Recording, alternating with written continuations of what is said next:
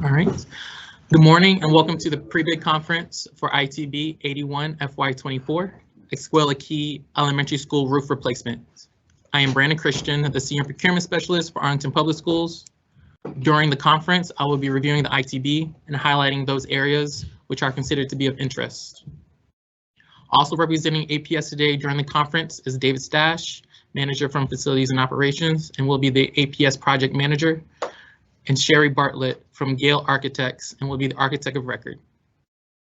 Following the conference, bidders have the opportunity to visit the Escuela Key Elementary School site.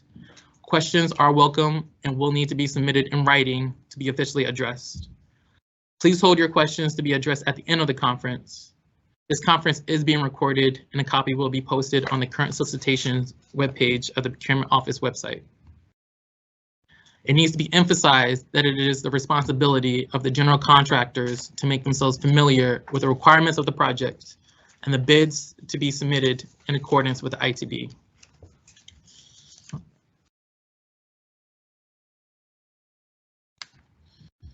To ITB. All right, so here's the cover sheet of the invitation to bid. The ITB number for this project will be 81 FY24.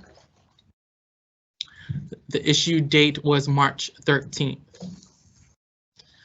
The bid closing is going to be March 28th, no later than 11:59 local prevailing time, which is Eastern Standard. The bid opening will be the following day, March 29th at 10 a.m.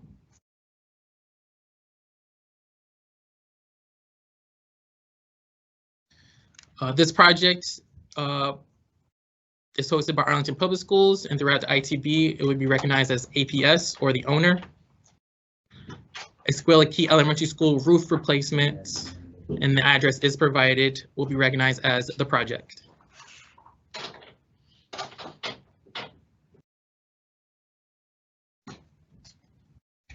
Bid documents for this project can be acquired by reaching out to Sherry. Her contact information is listed and highlighted here in the bid document section.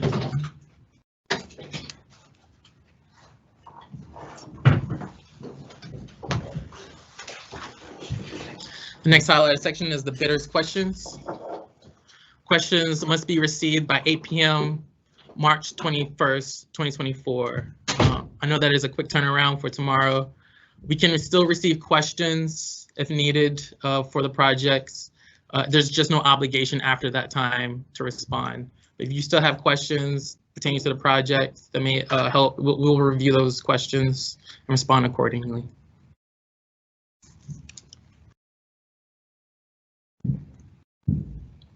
The next two sections identify addenda and information items, just a little contract 101. Any addendas that are issued or addendums that are issued are changes to the ITB or to the specs and drawings. All addenda will need to be recognized in the bid form. Any information item that is put out is purely for clarification, does not need to be recognized for the bid form, and is just for information purposes only. I will be posting all addenda and information items on our website and EVA.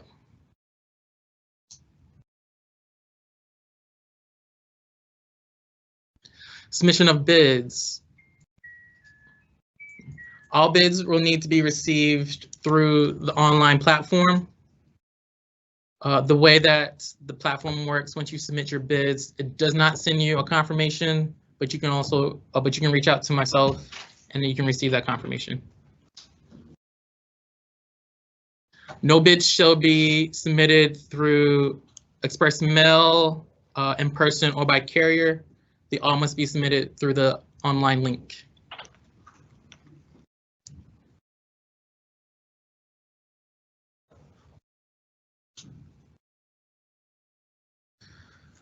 Highlighted here is the brief summary of the project description and background. At this point, would you want to say anything about the project? Sure. I'll go through it really quick. So this is going to be a two-phase roof replacement project. We have A101 where the phases are broken out. We're replacing all of the roofs except the metal barrel roof. That is the only roof that is scheduled to remain. On sheet A301, we have the existing roof system cross sections. We did probably 50 to 75 core cuts. So that's based on actual conditions right now. And then on A302, we've laid out all the new construction. This is going to be a 2-ply modified system in cold adhesive. It's very broken up. We have basically every deck type under the sun. It's been built over several additions, I believe. We have, full set of details. I don't want to go through everything. We can take a look up at the roof, but everything should be covered in the documents. If you have any questions, just submit them. Sure. All right.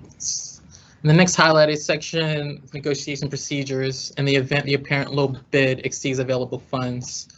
This section outlines the process. At the bid opening is when I'll be announcing the budget for the project and comparing the bids to.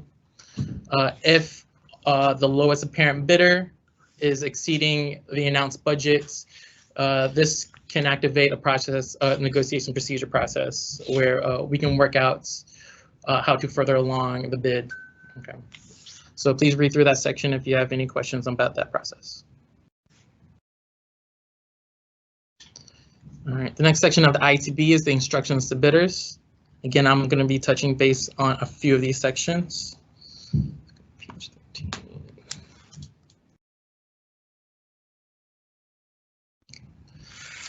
13. Again, we have in the highlighted section 13 of the instructions to bidders is information on examination of sites. After today's conference, we will have site visits, but please reach out to David Stash for further requests to visit the site.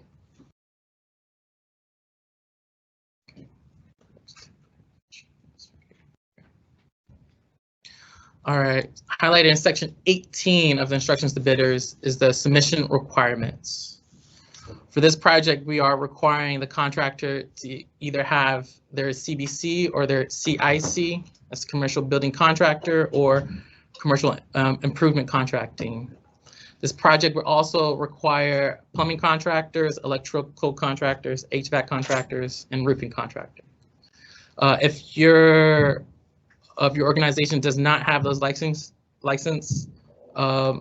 you are able to subcontract those out.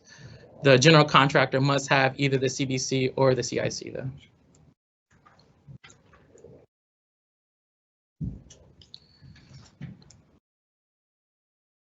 Okay. Also required with the bid is a bid security of 5% of your total bid. A completed bid form and Appendix A to bid form. Now we'll be covering that. If the bidder is a joint venture or a partnership, please read the instructions and provide the requested information.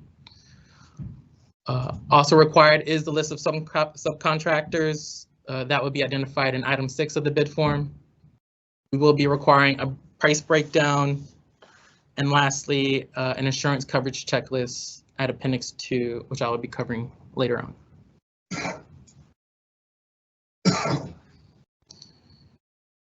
The next highlighted section I want to review is the bid form.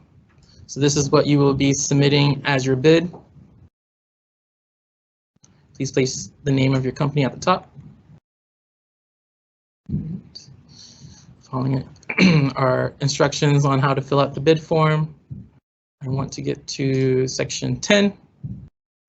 You will be placing your Virginia Class A contract number. I will be, as a process for the bid opening, I will be reviewing this section first to ensure that you have your Virginia Class contractor's license and specialties listed. Section or item 11, you will be identifying any addendums that were issued.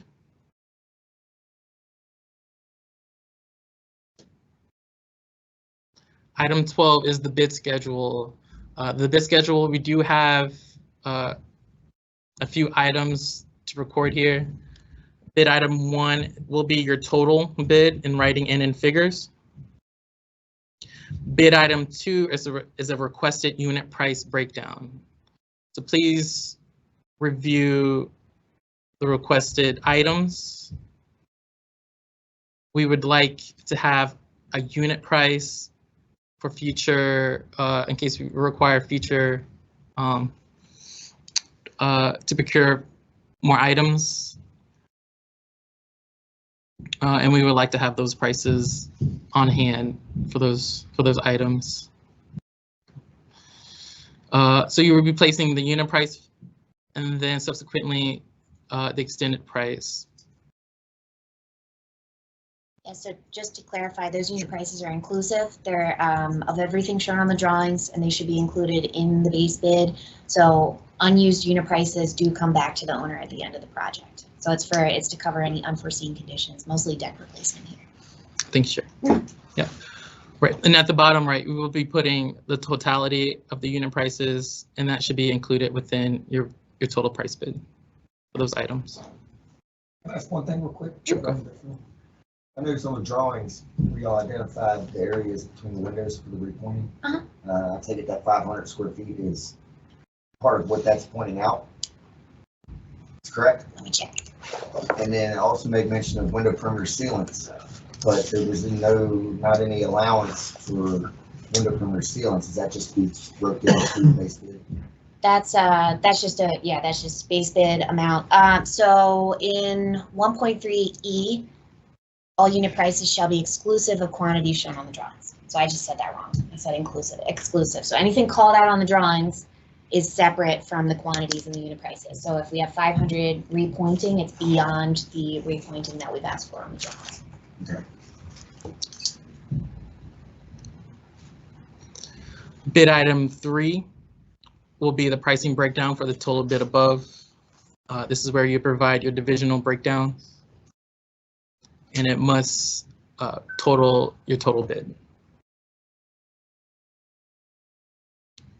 Okay, and there's no bid alternates for this project. Item 13, we're putting a contact for administration. This will be my primary contact for any contractual issues. 14, you will be providing your SEC information.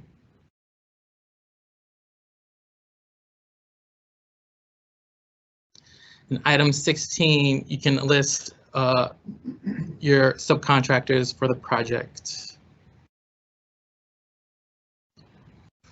And if your organization has these licensures, you can put your company's name and the information here.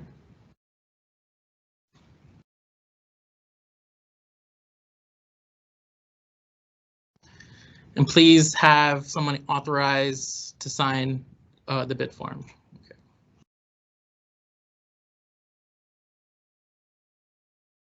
Following the bid form is Appendix A to the bid form, which will be collecting bidders' qualifications. Highlighted here is the bidder experience. We are expecting a minimum of 3 roof replacement projects, a minimum of 5 years experience installing SBS membrane roofing, and a minimum of 10 years experience as a Virginia Class A licensed contractor.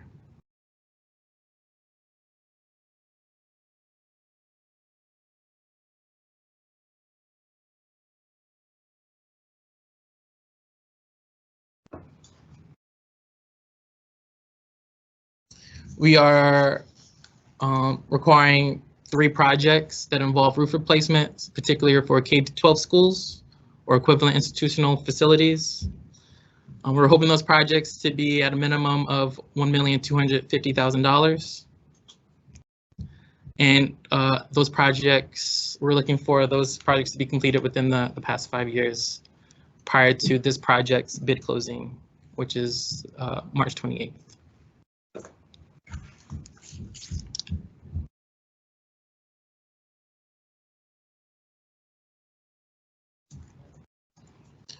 For this project, we would like you to identify key personnel. We are looking for a project superintendent with a listed experience and a project manager with a listed experience.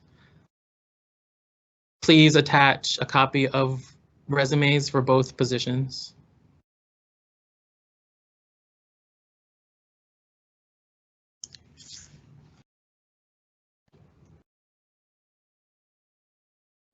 All right, following the bid form is the standard bid bond. This will need to be submitted with your bid.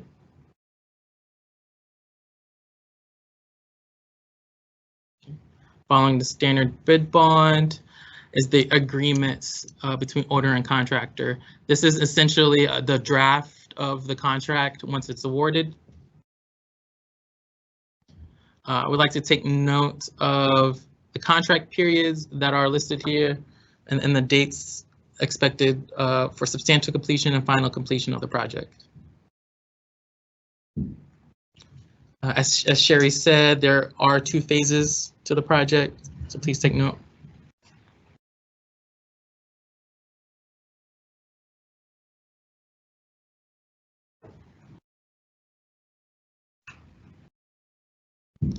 And I would also like to point out this project will have liquidated damages tied to the substantial completion and final completion dates. It will be $1,100 for each day expires past phase 1 substantial completion date. It will also be $1,100 for each day past phase 2 substantial completion date. And it will be $600 for each day that expires past the final completion date for all phases.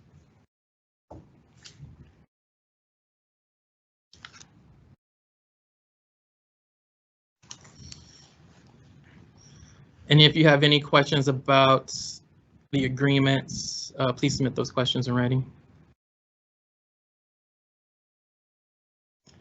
Following the agreements is the payment bond, and I'm going to jump to the performance bond. So this project will have a payment bond and a performance bond.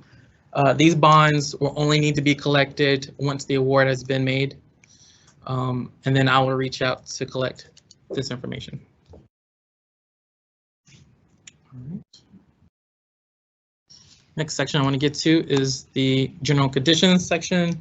Again, this is really extensive, so please familiarize yourself with this section. I will only be touching base on a couple of items. So we will be requiring the contractor certification regarding criminal convictions when award has been made. I'll be reaching out to collect the bonds, the P&P bonds that is, and I will be reaching out to collect the criminal conviction form.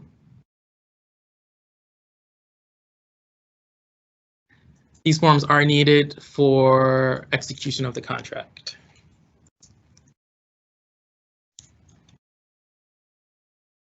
Also in the general conditions section, I want to touch base on the insurances that are needed. Okay.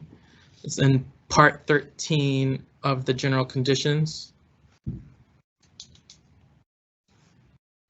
In section D, we do list the required insurances and the amounts.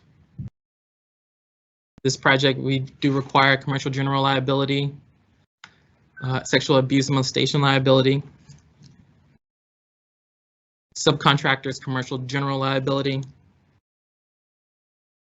We will be requesting working compensation or employer liability insurance. We are requesting commercial automobile liability, builder's risk, and the full amount of the contract sum. And we are requiring umbrella liability.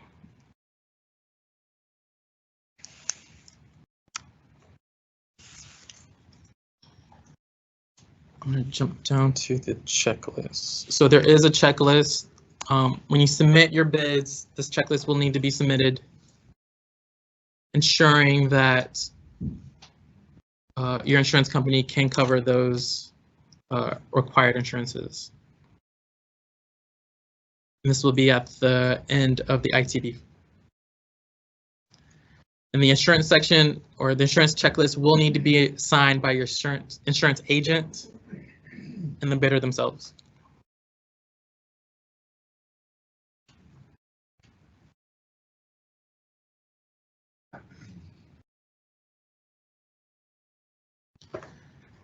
And lastly, there is screenshots of the steps required to submit a bid. That is also at the end of the ITB, providing you steps of how you should submit your bid.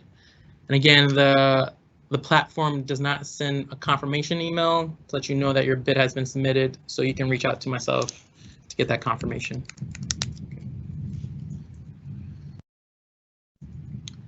All right, so that is the ITB for the projects. At this point, is there any questions before we do the site visit? Again, the deadline for questions for the project is tomorrow. I know that's a quick turnaround, but you can still submit your questions even after the deadline, and we will review them to see if it's necessary for the project. Again, if these questions come in and we deem them important, it could change the project in itself. So just keep bringing them up.